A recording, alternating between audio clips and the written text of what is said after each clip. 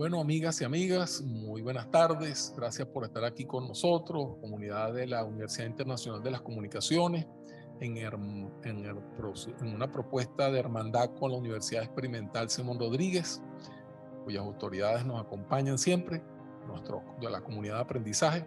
Tenemos hoy una entrevista con el ingeniero Pedro Penso. Él dice que es ex ingeniero, fue ex líder estudiantil, fue ex ingeniero agrónomo, fue ex diplomático, pero lo que siempre sigue siendo es revolucionario a carta cabal. Bueno, queremos darte la bienvenida, Pedro. Queremos que nos hagas unas reflexiones sobre qué es la guerra cognitiva, contra qué se está, contra qué es la ofensiva, cuál es la diferencialidad de esta guerra con relación a otras guerras históricas de las cuales hemos sido víctimas. Y poco para eso queremos traer, pues, con tu experiencia y tu agudeza, a traerte aquí a esta reunión para que nos hables y poder debatir, ¿no?, este tema cada vez más candente. Un saludo a todos los participantes de este curso de diplomado de comunicación política que desarrolla la Universidad Internacional de las Comunicaciones, que es una de las batallas más importantes que tenemos, que es la del Frente Comunicacional. Yo creo que lo primero que tenemos que empezar a trabajar es empezar a concebir qué es lo que entendemos por la guerra. Porque hablamos de la guerra, pero ¿qué entendemos nosotros por la guerra? Entonces, la guerra es un enfrentamiento entre grupos humanos.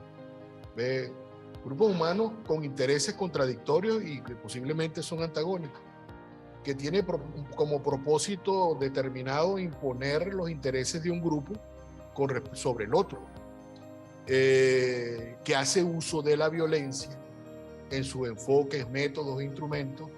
La violencia, una violencia que puede ser visible o invisible, que puede ser desarrollada de forma directa o indirecta, a través de métodos convencionales o no convencionales y utilizando armas regulares o irregulares.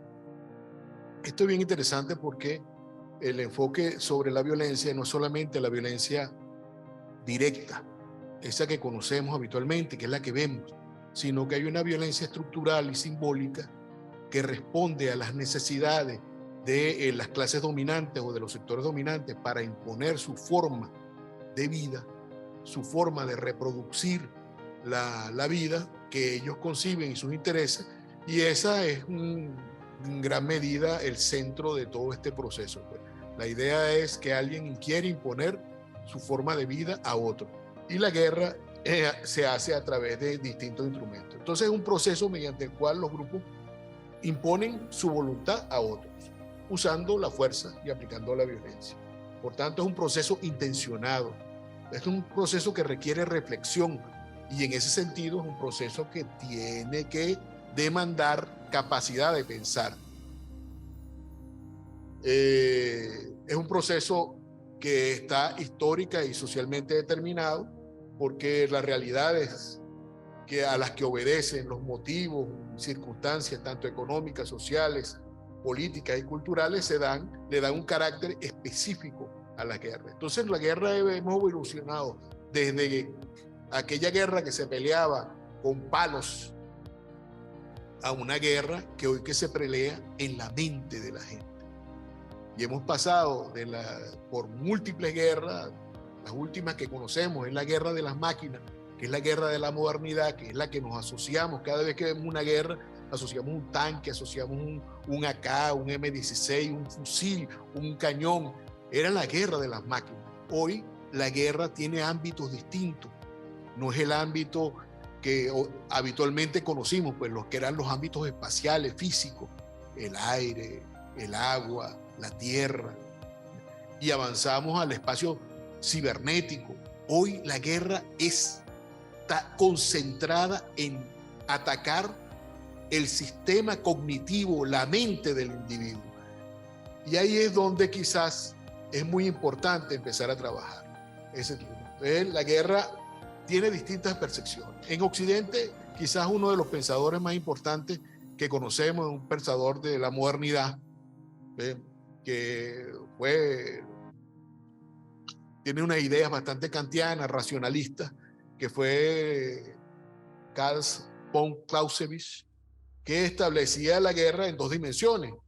La dimensión de la guerra absoluta, que es la guerra construida sobre la base de los criterios estrictamente, de las racionalidades estrictamente bélicas, y la guerra real, que es la que nosotros por lo general concebimos, que es la guerra, que es la guerra motivada por asuntos políticos, por ideas. ¿Ves? Entonces, en ese sentido, la guerra, decía Clausewitz, es un acto de violencia cometido para obligar al adversario a cumplir nuestra voluntad. Y eso quizás es el elemento central de su visión de la guerra absoluta. Pero también hay una forma de guerra real, que es la concebida como instrumento político. Y ahí es donde conocemos aquella célebre frase de Clausewitz que dice que la guerra es un acto político y también, en efecto, es un efectivo instrumento político que permite la ejecución de la política por otros medios. Entonces, en ese sentido, nosotros encontramos que la guerra es una hibridación de esos dos espacios. Quizás uno de los que más ha trabajado ese tema y con los que más tenemos nosotros una visión de vinculación es en la actualidad es el tema de la guerra percibido desde un general chino que hace 2500 años escribió un texto que que conocemos hoy como El arte de la guerra, ¿no? En él partía de que la guerra es una acción del Estado, es una acción de Estado, es una acción esencialmente política, ¿sí? Y que en la guerra, la esencia de la guerra era el engaño. En eso coincide Clausewitz y coincide Sun Tzu. La guerra consiste fundamentalmente en el engaño. Y él parte de que el mejor general pues, es aquel que gana sin entrar en batalla. Pero resulta ser también que si leemos los 13 capítulos de El arte de la guerra, nos vamos a encontrar que la guerra esencialmente no es el uso de las armas y los instrumentos. La guerra es un método en el cual tú le impones la voluntad sin necesidad de llegar a la batalla. Porque antes de entrar en la batalla, antes de que curse la primera flecha, en esa época, ¿no?, ya la guerra estaba desarrollándose.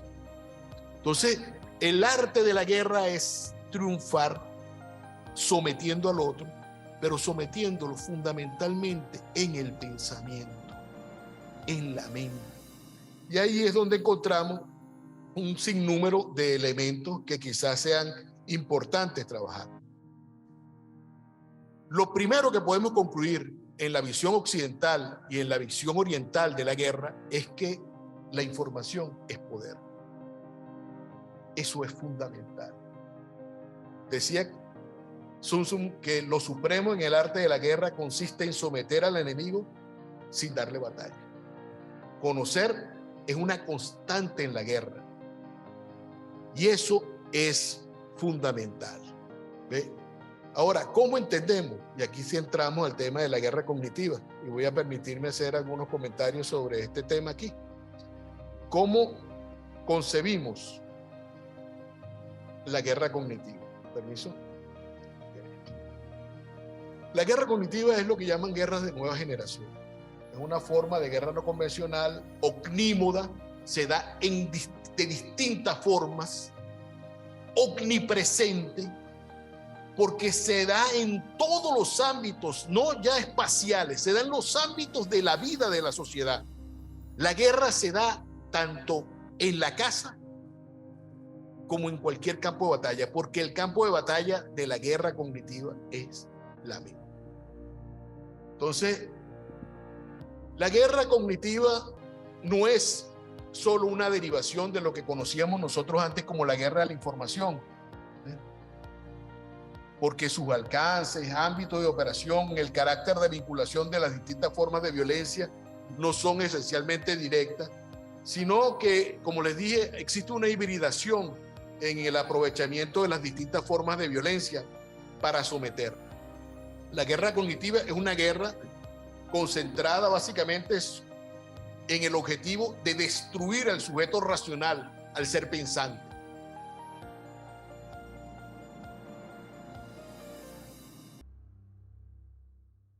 En ese sentido, me permito hacer una anotación aquí. ¿Ve? La guerra cognitiva ha sido el centro de las últimas acciones que han venido acometiendo los instrumentos de agresión del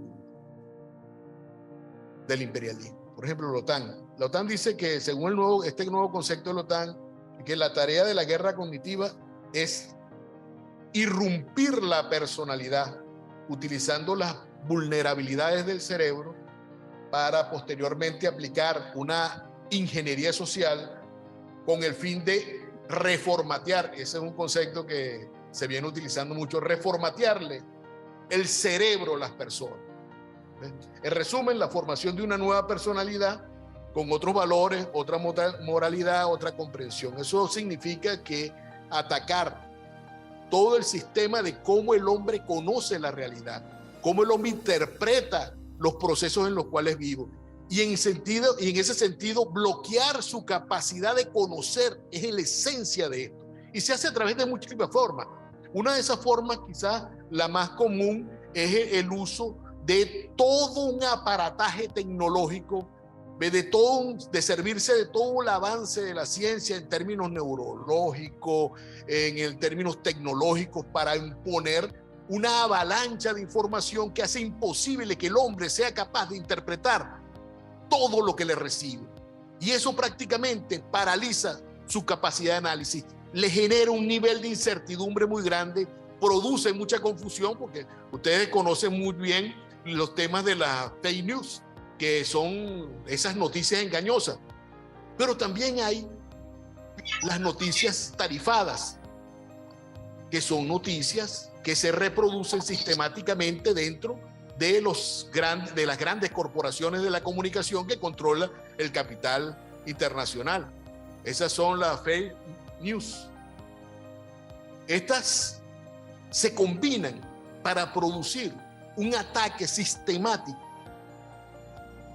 a la capacidad del hombre para entender, conocer, interpretar y posteriormente transformar la realidad. O sea, la esencia de la guerra cognitiva es paralizar al sujeto. Paralizar al sujeto como un actor es sencillamente bloquear la voluntad. Y ahí encontramos nosotros que ¿qué es la sociedad en la que quieren configurar sus proyectos las clases dominantes? Una sociedad abúlica, donde se suspende la voluntad del hombre. Kant decía que la voluntad del hombre es la propensión a la acción, pero una acción consciente, por supuesto, racional, concebida sobre lo que entendemos de la realidad. Entonces, cuando tú creas una sociedad abúlica, es porque es una sociedad sin voluntad para transformar, no sin voluntad para hacer, porque de hecho una de las cosas que la guerra cognitiva desarrolla es el automatismo, la respuesta a distintos estímulos que la gente concibe sobre la base de lo que le parece que es común, o sea, sobre la construcción de ese sentido común que la sociedad o que las clases dominantes le imponen a los sujetos. Y sobre esa base entonces incide. ¿Para qué? Para que tú respondas automáticamente a esos estímulos. ¿Por qué? Porque te creó una forma de concebir la vida que no es tuya, que es la que ellos imponen. Porque las ideas dominantes son las ideas de las clases dominantes, y así históricamente lo han venido imponiendo. Entonces, ¿qué es lo fundamental? Entender que todo este proceso de desarrollo de la tecnología, múltiples formas de intervenir en el medio cotidiano, porque eso es otra cosa. Antes íbamos al campo de batalla, entonces salíamos a buscar al enemigo. No, el enemigo está aquí. todos los días los tenemos. Todos los días lo tenemos en la casa. Todos los días lo tenemos en el teléfono. Todos los días lo tenemos en la pantalla. El enemigo nos ataca de forma sistemática. Y ese es quizás uno de los elementos fundamentales. Ahora, ¿cómo vencer eso? Bueno, utilizando herramientas que nosotros podamos desarrollar para avanzar en este proceso. Y esas herramientas son las que el mismo sistema ha venido dándonos. ¿Cómo aprovecharlas? En las dimensiones en que nosotros podemos utilizarlas. Pero lo fundamental, y quizás aquí entramos en un tema bastante controversial, que es el tema de la voluntad popular, que es el tema de la voluntad del pueblo, que fue parte del discurso construido por el fascismo,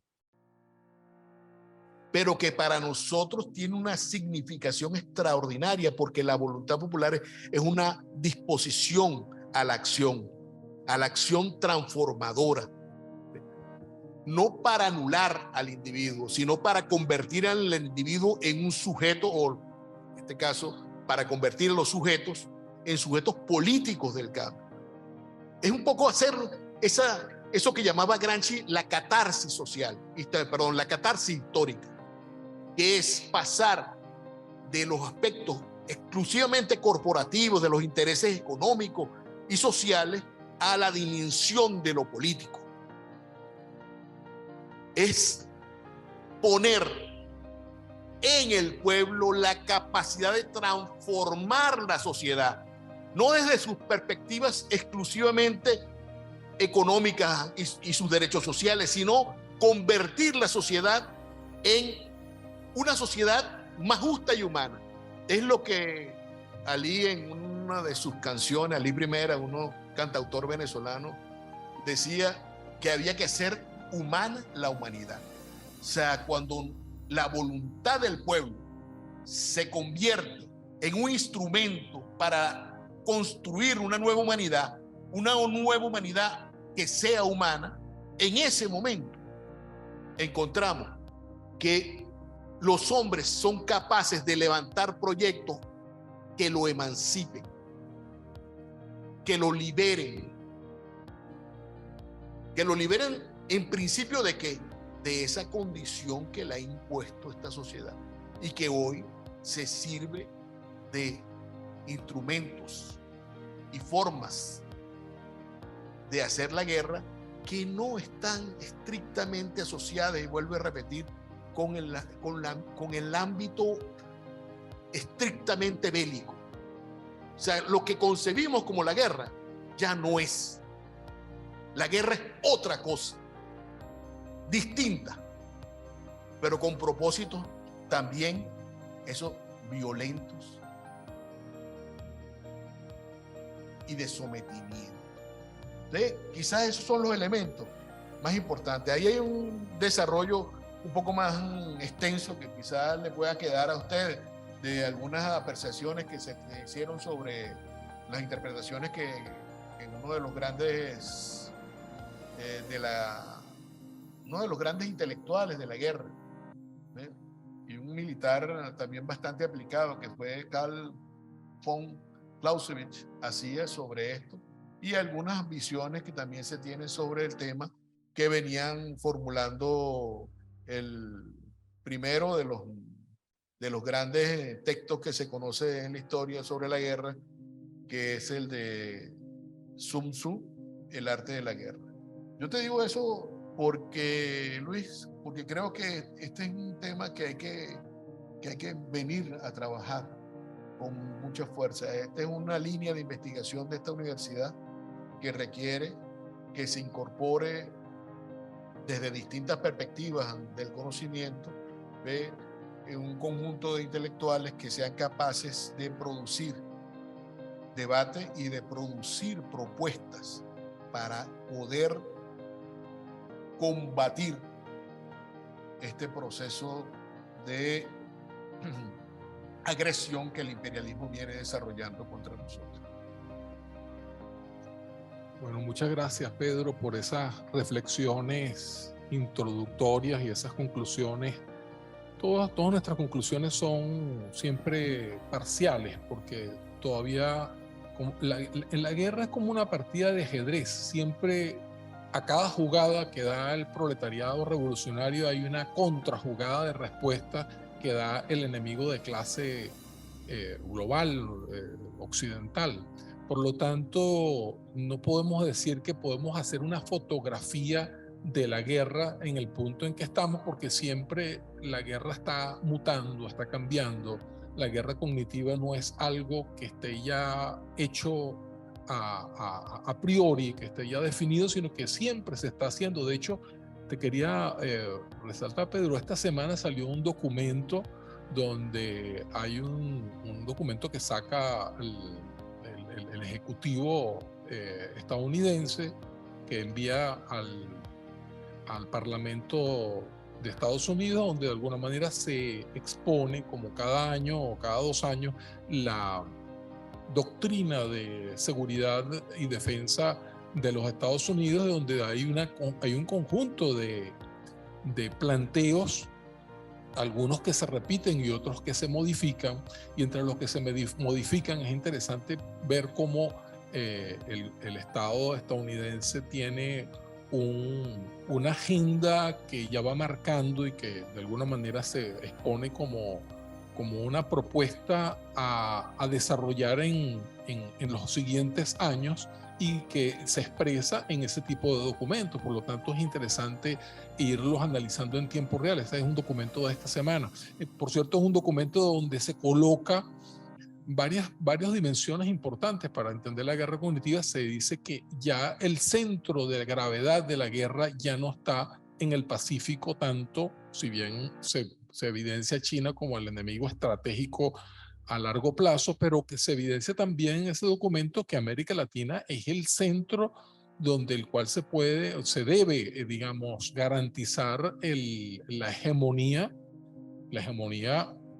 militar, pero también la hegemonía en el plano subjetivo, la hegemonía política, a los efectos de poder tener la base material y la base inmaterial con la cual reorganizar la guerra con miras pues a esta nueva ofensiva, ¿no? Entonces, por un lado eso, ¿no?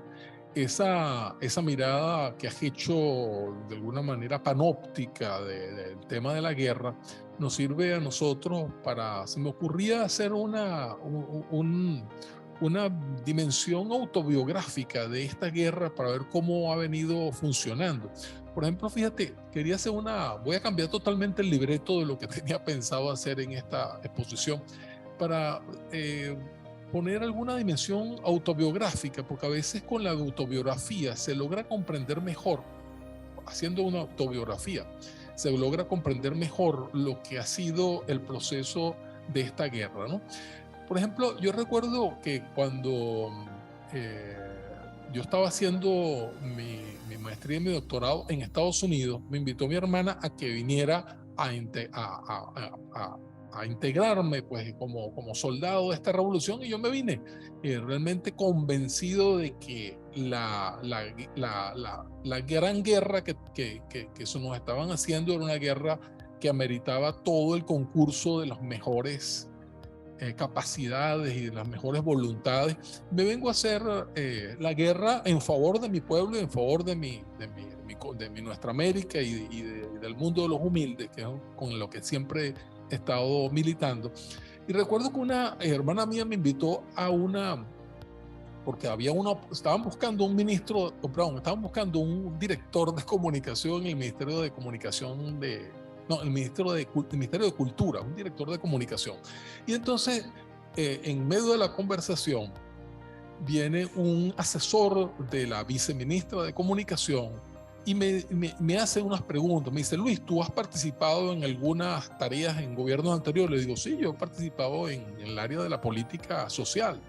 Y entonces, a partir de esa pregunta, pues él prácticamente me enrostró que yo había tenido un pasado vergonzoso por haber participado en la política social de un gobierno anterior.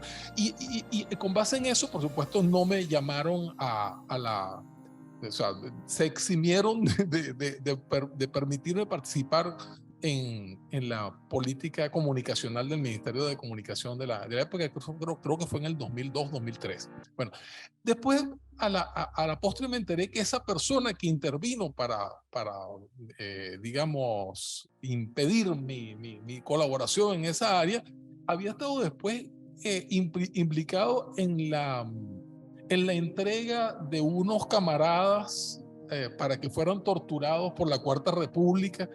Y así te digo, empiezo a hacer un paneo de lo que ha sido mi experiencia política. Me tocó una vez un ministro que también me rostró algunas cosas, y después ese ministro terminó en relaciones de, de, de casarse con una señora que, que era miembro de Globovisión, y después terminó yéndose a Estados Unidos. Entonces, lo que quiero decir, la guerra cognitiva no solamente es una guerra contra nuestro pueblo, es una guerra contra nuestra vanguardia intelectual y moral, contra nuestra vanguardia política. Es una guerra que busca que nuestros ministros, nuestros directores de institutos, nuestros asesores de alto nivel, nuestros maestros, nuestros supervisores del Ministerio de Educación, toda nuestra vanguardia. Con vanguardia es interesante la definición que hacía de vanguardia y de intelectual orgánico Gramsci, porque decía que vanguardia es todo, y que intelectual orgánico es todo aquel que tiene capacidad de incidir sobre el pueblo, ¿no? Es decir, los medios, los comunicadores sociales, los profesores, los sacerdotes, todos los que de alguna manera tienen contacto con los sindicalistas, ¿no?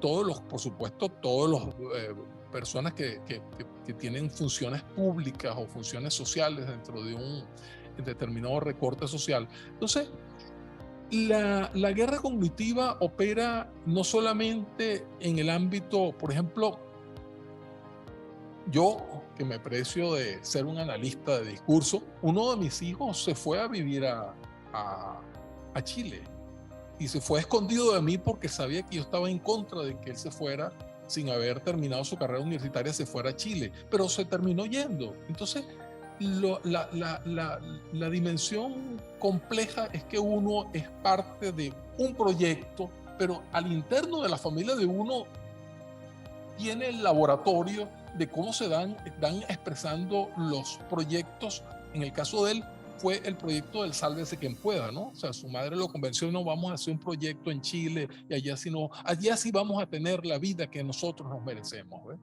Y entonces, Pedro, cuando llegó la guerra eléctrica, que nos quitaron la electricidad durante 1 o 2 semanas, mi hijo pequeño, en ese entonces tenía 10 años, me decía: papá, ya nos quitaron el dinero con el cual podíamos ir a comprar las cosas, tenemos dificultades en la cuestión alimentaria, tenemos dificultades para comprar ropa, tenemos dificultades para estudiar en un colegio privado, tenemos dificultades para andar. Ahora nos han quitado todo eso, y ahora nos están quitando hasta la luz eléctrica. Papá, tenemos que irnos de este país, porque ¿hasta dónde vamos a llegar?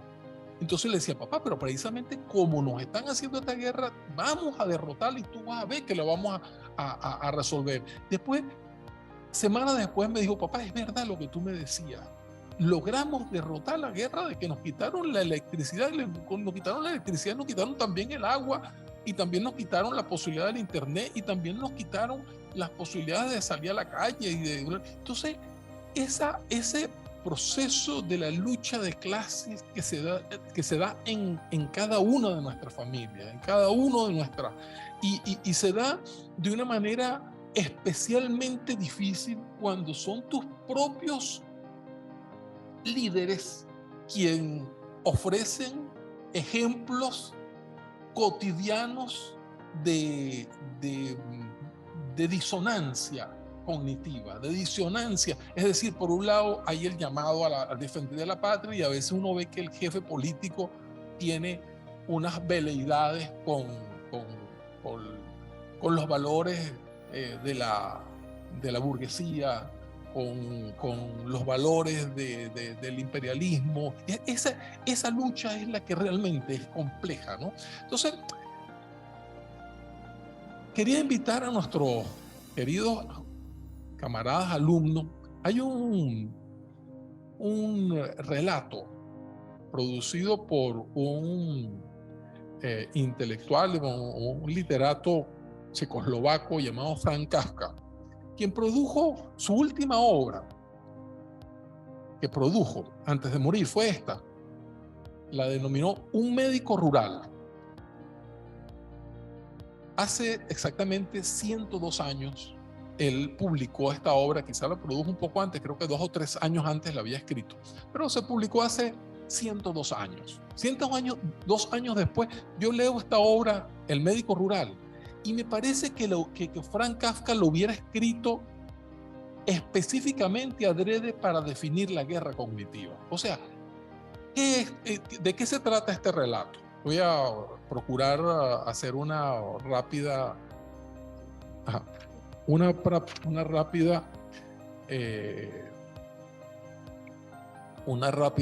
reflexión. No sé cuántos minutos nos quedan. Franz Kafka relata la historia de un médico, quien es un médico rural, un médico de pueblo, quien es llamado a medianoche para que atienda a un paciente con una enfermedad muy severa. Y esa enfermedad, él dice, bueno, tengo que ir a tratar esta enfermedad, pero es de noche, hay una gran nevada, y él se viste para ir a atender a este enfermo de gravedad, pero a sabiendas de que la noche anterior ha muerto su caballo y no tiene cómo ir con su carreta a atender a este paciente que le han dicho que está en una situación muy comprometida como a 12 kilómetros de distancia de donde él tiene su casa, ¿no? Entonces, pero él de todas maneras se viste, está esperando que de alguna manera suceda algo con lo cual él pueda ir a atender, porque su función como funcionario público es atender a ese enfermo. En ese interín, escucha unos ruidos en el garaje y manda a la criada que le presta ayuda a que averigüe qué es, y consiguen que hay un caballerizo que ha venido con 2 caballos flamantes a ayudar al médico para que pueda irse a atender al enfermo. Él se sorprende, la criada también se sorprende, cómo este caballerizo estaba metido dentro de la cochera y estaba con esos caballos. Bueno, pero uno nunca sabe qué es lo que puede, dice ella, qué es lo que uno tiene incluso dentro de su misma casa, ¿no? Ese caballerizo le pone los caballos, el médico manda a la muchacha que lo ayude, y mientras está ayudándola, el caballerizo va y le propina un mordisco en el cachete a la muchacha, ¿no? Y entonces le dice, ¿qué estás haciendo? ¿Por qué eres tan bestial? ¿Quieres que te azote? Pero después se queda pensando y dice, oye, pero este es el único hombre dentro del pueblo que me está ayudando, me trae 2 caballos cuando un momento en que nadie me ayuda. Entonces, bueno, él permite que le conecten los caballos a la carreta, se monta en la carreta, ve la majestuosidad de los caballos y le dice, bueno, pero no voy a permitir que tú conduzcas la carreta. Y le dice, no, le dice el caballerizo, va a ser usted el que la conduzca. Yo me quedo aquí con Rosa, con la criada. Y él le dice, no, ¿cómo te voy a dejar con Rosa si la acabas de herir? No, en lo absoluto, usted se viene conmigo. En ese momento el caballerizo le da un arre fuerte y una palmada a los caballos, y los caballos arrancan con el médico a todo vapor. Y en ese momento el médico dice, bueno, pero esta es la única persona que me está ayudando. Empieza a ver la nieve, empieza a ver la tormenta, y dice, de inmediato en lo que parpadeo ya me encuentro en la casa del enfermo, pero pienso, y la muchacha que quedó allá, que quedó de alguna manera expuesta, escuché cuando de alguna manera se cerraban las puertas de mi casa, el caballerizo entró, va a agredir a mi criada, va a atender pero de todas maneras dice, bueno, pero ya estoy aquí con el enfermo, comienza a atenderlo. Inicialmente el enfermo le dice, pese a que la familia lo atiende diciéndole que está grave de muerte, cuando lo va a analizar ve que está en perfecto estado de salud. Después más adelante lo revisa un poco mejor y se da cuenta de que tiene en la pierna una herida muy grave, llena de gusanos, y dice, bueno, está a punto de morir. Entonces, en ese interín, de alguna manera dice, bueno, ¿cuál es mi función? Mi función es atender a este enfermo, pero que está tan grave que ya no puedo atenderlo. Dejé expuesta a la muchacha a que la violaran. Esa ambigüedad, esa disonancia que sufre el médico, es de alguna manera también la disonancia en la cual terminamos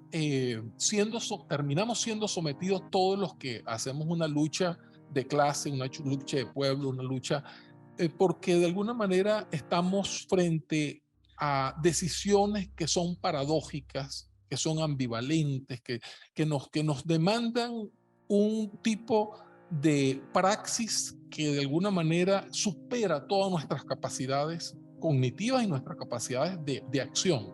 Entonces, no voy a dar tiempo de terminar toda mi reflexión sobre este cuento, porque ya viene la parte de las preguntas y respuestas y se nos acabó el tiempo, pero quiero invitar a todos los alumnos a que lean este cuento en clave de la interpretación de las complejidades a las cuales nos somete esta guerra, donde nos pone en entredicho nuestros valores, nuestras espiritualidades, nuestra manera de entender nuestro lugar como vanguardia, nuestro lugar como padres de familia, como compañeros de trabajo, como miembros de un partido, como miembros de una comunidad de saberes. Y en ese sentido, pues vamos a darle entonces paso a sus preguntas, a sus respuestas. Hay un material que les mandé sobre lo que son algunas de las categorías de la guerra cognitiva y lo más importante para nosotros es establecer el diálogo con ustedes, escuchar sus preguntas y poder darles unos primeros avances de posibles respuestas a sus inquietudes. Bueno, pasamos a las preguntas y respuestas. Bueno, aquí tenemos algunas y quiero formulártelas, Pedro, a ver cuál es tu opinión. ¿Qué elementos nos permiten identificarnos como víctimas de la guerra cognitiva? Primera pregunta. ¿Cómo nos preparamos para combatir esta guerra? ¿Con qué armas las combatimos? ¿Cómo ataca la guerra cognitiva a los valores y principios socialistas? ¿Cuál es el futuro que nos vende la guerra cognitiva, el American Way of Life, ¿no? Tenemos estas 4 preguntas. ¿Cómo las abordarías, Pedro? Por favor, el sonido. Me la presta un momentico. Aquí están las preguntas.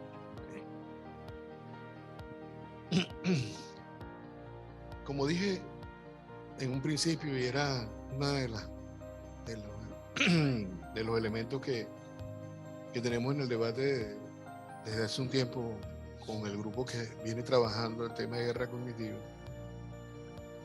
uno de los elementos centrales que nos permiten identificar la guerra cognitiva está fundado en que el ámbito de acción y los métodos que utiliza la guerra cognitiva están fuertemente vinculados a nuevos procesos de desarrollo de la tecnología y el desarrollo de técnicas que van concentradas fundamentalmente hacia atender el conocimiento, la mente, el pensamiento como el centro de la acción de todo este conjunto de instrumentos que se vienen haciendo. Entonces, por eso encontrarás que el ataque a través de esta guerra de redes que nos han impuesto, que son los fake news, los fair news, el storytelling, o sea, las narrativas, esos cuentos cortos que empiezan a construir, que tienen como que se concentran básicamente en la inconsciencia de los individuos, donde te repiten cosas sistemáticamente para que tú empieces a configurar un nuevo relato. Pero ese conjunto de relaticos corticos que nos están atacando, con los que nos están atacando sistemáticamente, que son importantes que los pensemos a ver. Por ejemplo, en Venezuela se construyó un relato sobre la democracia, los paladines de la democracia y la defensa de la democracia. Entonces, aquí había un conjunto de sectores violentos que salían a la calle y se convirtieron en lo que Reagan llamó los paladines de la democracia, que combatían entonces a aquel señor que atentaba contra sus derechos democráticos. Entonces, eso, si tú eres uno de esos paladines, eres un héroe. Y ese relatico cortico se fue construyendo y fue asociando entonces el gobierno con un sistema de opresión. Entonces el gobierno te oprime y todas esas cositas fueron reconfigurándose en un gran relato que trataba de romper con un sistema de identidades que se venía construyendo a partir del proyecto bolivariano, que se fundaba en la solidaridad, en los principios fundamentales de la cooperación entre los hombres. Y entonces empezaba a desmontar todo eso porque los satanizaba. Entonces todo ese relato cortico se iba creando en una falsa conciencia, que es lo que llamamos la ideología, y sobre esa falsa conciencia se fue construyendo entonces un sentido común. Esa es la esencia del ataque de la guerra cognitiva. Es desmontar lo que hay, es reconstruir o deconstruir, pues, todo el sistema que te crea tu propia identidad o la identidad de los colectivos para imponer una nueva. Por eso es que decíamos, la guerra cognitiva, y utilizando alegóricamente una expresión que se desarrolla en el área de la informática, consiste en reformatear el cerebro de la gente, es reformatear la conciencia colectiva. ¿Cómo nos preparamos para combatirlo? Justamente defendiendo nuestra capacidad para acción, para accionar. Nuestro motor de la acción, como diría Kant, que es la voluntad. Es construir una voluntad colectiva, es construir una voluntad que se convierta en un instrumento político al superar las limitaciones o restricciones que nos impone la forma de pensar de ese sentido común que nos instala las clases dominantes, que nos hace justificar nuestro sistema y nuestra condición de subalternos y nuestra explotación para convertirnos en instrumentos de liberación. Entonces, en este caso es un proceso en el cual nosotros debemos empezar a rescatar la voluntad popular, la voluntad del pueblo, para poder vencer. Una voluntad que sea colectiva, una voluntad que nos permita avanzar en un proceso deliberado de construir nuestras referentes, de construir nuestros propios discursos. Una de las cosas que quería convertirte en este caso es que, por ejemplo, cuando se está trabajando hoy sobre las percepciones y las emociones como los grandes movilizantes, no se han dado cuenta que muchos de estos nuevos emergentes dirigentes, los presidentes millennials como el Petimetre y Pelele de Bukele, lo que hace es percibir desde la interpretación que se realiza de lo que ellos llaman Big Data, que muestra las percepciones que tiene la gente, los intereses que tiene la gente. Usted construye un discurso social, pero el discurso social no es un discurso para transformar conciencia, el discurso social es para repetir lo que la gente quiere oír, no para decirle hay que hacer, hay que transformar. ¿Por qué? Porque sencillamente lo que quieren es paralizar, inmovilizar a la sociedad. Y en eso está el centro de este proceso. En el futuro, ¿cómo hacemos para combatirlo? Utilicemos las herramientas que ellos mismos nos han construido. Desarrollemos un proceso profundo de organización popular. Construyamos poder popular. Eso es lo que muchos gobiernos progresistas que se han imbuido en atender el drama de las identidades parciales, construyendo unos relatos esos segmentados con los que se han venido desarrollando un conjunto de luchas importantes que han visibilizado sectores que antes eran ignorados y que hoy se ponen nuevamente, se ponen sobre la opinión pública, sobre el foco de atención de la sociedad, pero sin una visión de articulación a un gran relato, el relato de la transformación. Entonces nuestro paso debe ser convertir esa memoria histórica, esos relatos cortos, en los grandes relatos de la revolución. Dirán, ese era el discurso de la modernidad, pero realmente la modernidad existente es la modernidad del capitalismo. Nosotros creemos en una nueva forma de entender esas promesas que hizo la modernidad, que no era otra sino atender y atacar y resolver el problema de la carestía y la libertad. Lo que Marx en los escritos filosóficos económicos de 1844 decía, saltar del imperio de las necesidades al imperio de la libertad, en donde pudiéramos desarrollar todas nuestras facultades positivas, en donde los hombres produjeran, trabajaran sencillamente porque deseaban transformar, porque deseaban aportar a la sociedad. Alguien decía, en donde todos seamos artistas, porque todos trabajamos por amor al arte. Esa es la sociedad del comunismo. Esos son los valores con los que hay que empezar a construir. Y hay que empezar a desmontar el discurso sistemático con el que hemos hiperlativizado el ego, donde ya el yo está sustituyendo ese nosotros que se requiere para la construcción de la sociedad.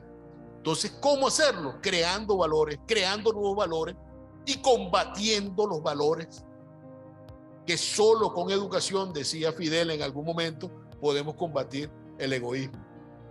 Porque el egoísmo, de paso, es una de las causas fundamentales de la guerra.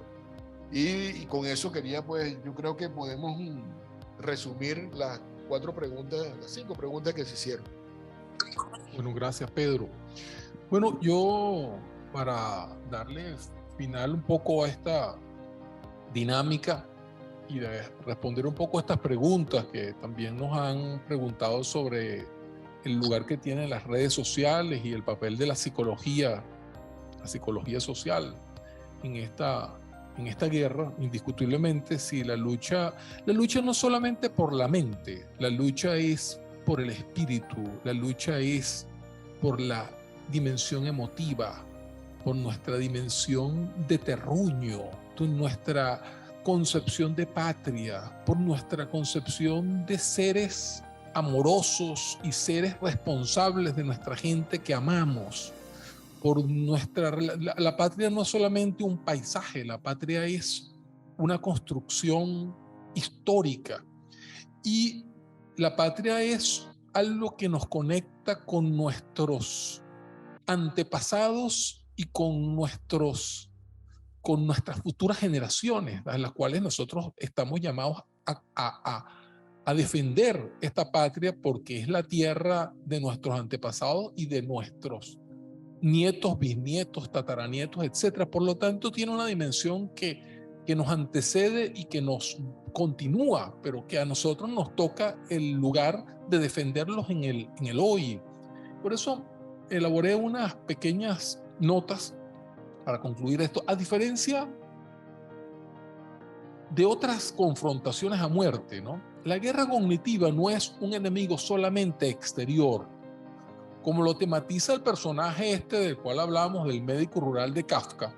El enemigo se nos presenta ahora borroso entre la realidad y la pesadilla, entre la percepción y la fantasía, entre la racionalidad y la irracionalidad, entre la férrea voluntad de la cual hablaba Pedro, ¿no?, de cumplir con nuestro deber socialmente asumido, pero también el rapto a una suerte de hechizo, el hechizo posmoderno, el hechizo de los falsos valores, el hechizo de las redes, el hechizo de de todas estas fantasías de mundos, de los videojuegos, de la pornografía, de todos estos mundos sustitutivos de lo real, ¿no? Pero profundamente reales también en la manera como se intersubjetivan, ¿no? Entonces, el protagonista de esta guerra es un personaje siempre colectivo, ¿no? Coincido con lo que dice Pedro, dejar de pensar que la guerra es contra un yo, la guerra siempre es contra un nosotros, ¿verdad? Es el médico, es ese médico rural de Kafka, pero también es el enfermo del relato, que somos nosotros médicos, y la guerra es contra la capacidad de curarnos las múltiples enfermedades que nos han inoculado, ¿no? Entonces somos los médicos y a la vez los enfermos, somos el caballerizo y a la vez la joven y amable criada del relato, somos el pueblo al que sirve el médico y a la vez la familia enferma del enfermo, somos la guerra es la salud y a la vez la enfermedad, es la imposibilidad fáctica de desplazarse a causa de la muerte del caballo, ¿verdad? Que es el medio de comunicación, ¿verdad? ¿Cuánto tiempo nos falta? 2 minutos, ok. Y es a la vez la aparición casi mágica de unos caballos ultraterrenos que se presentan en ese relato, ¿verdad?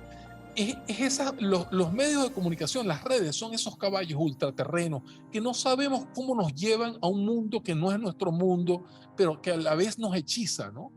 Y que son, y también es la pulsión de vida del paciente que quiere, por un lado, vivir, pero por otro lado quiere morir, ¿no? Cuando el médico los va a salvar, el médico le dice, quiero que me ayudes a morir, pero cuando se da cuenta de que está a punto de morir, el paciente le pide que quiere salvarse, que quiere que lo salven, cuando sabe que ya está condenado a muerte. Esa ambivalencia es la que está en el centro de la guerra cognitiva, una guerra que nos educa para la muerte, pero que también confronta las necesidades que tenemos internas de vivir más allá de nuestra propia vida, de vivir para las futuras generaciones, de vivir como homenaje a quienes nos antecedieron, como nuestros ancestros, ¿verdad? Entonces, es una guerra donde se luchan la pulsión burocrática del médico por cumplir la función asignada por la sociedad, pero también el reconocimiento de la falsedad, la fatalidad de no poder curar los más graves males o infecciones terminales que ya han avanzado en nuestro propio cuerpo social, ¿no? Entonces, para definirlo, quería terminar esto con la imagen de la muerte de Bolívar. Bolívar muere, Pedro, tenía la quinta fortuna más grande de la Capitanía General de Venezuela y muere con una camisa prestada.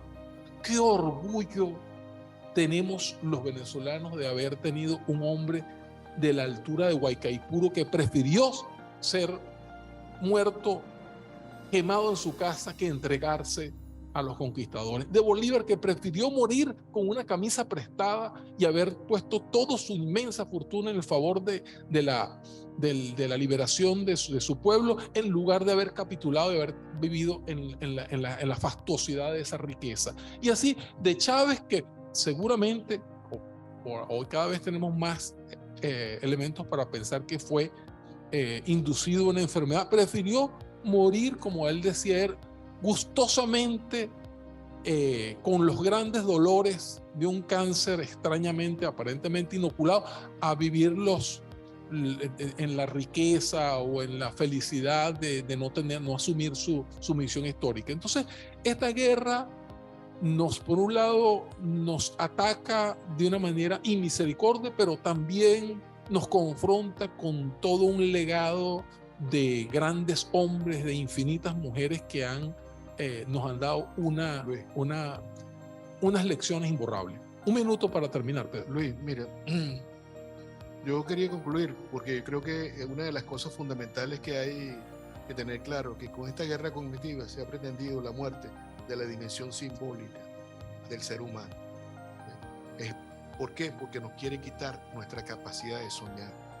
Y eso quizás es una de las cosas más importantes que hay que tener en cuenta. Nosotros vencemos en la medida en que sigamos teniendo la capacidad de soñar. ¿Con qué sueñas tú, Pedro? ¿Con qué sueñas tú hoy, a tu edad? Con un mundo más justo y humano. ¿Para quién? Para las sociedades que vive hoy y que verá en el futuro. Porque para eso hemos luchado toda la vida. Nosotros, O sea, no es un sueño para ti. Los revolucionarios nos hemos convencido de que vivir es desvivirse por los demás. Y la mejor forma de servir es siendo útil.